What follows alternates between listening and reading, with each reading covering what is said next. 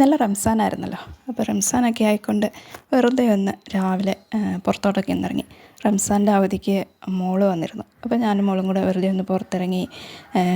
ഒരു ഫ്രോക്ക് തയ്ക്കാൻ കൊടുക്കാനുണ്ടായിരുന്നു, അതുകൊണ്ട് ഇറങ്ങിയതാണ്. അത് കൊടുത്തിട്ട് വെറുതെ ജംഗ്ഷൻ വരെ ഒന്ന് പോയി. അവിടെ കടയിൽ കയറി. പെരുന്നാളൊക്കെ അല്ലേ, അപ്പോൾ ഒരു മധുരം ആയിക്കോട്ടെ എന്ന് വിചാരിച്ച് എനിക്കിഷ്ടപ്പെട്ട മഞ്ച് ചോക്ലേറ്റ് വാങ്ങി. പിന്നെ മിൽക്ക് ഷേക്ക് വാങ്ങി. അപ്പോൾ അതൊക്കെ വാങ്ങിച്ച് ഞങ്ങളിങ്ങനെ വെറുതെ പതുക്കെ നടന്നു വരുവാണ്. അപ്പം വിഷു അല്ലേ, അപ്പം ഞങ്ങളുടെ വീട്ടിലെ കണിക്കൊന്ന പൂത്തു നിൽപ്പുണ്ട്. വിഷുവിന് ഇനി 2 ആഴ്ചയുണ്ട്. കൊന്ന നേരത്തെ പൂത്തു. അത് വിഷു ആകുമ്പോഴത്തേന് പൊഴിഞ്ഞു പോകുമെന്നാണ് തോന്നുന്നത്. വിഷു ആകുമ്പോൾ പൂവൊന്നും കാണുകയില്ല. ആൾക്കാരൊക്കെ വന്ന് നോക്കുമ്പോൾ പൂക്കളൊന്നും ഇല്ല.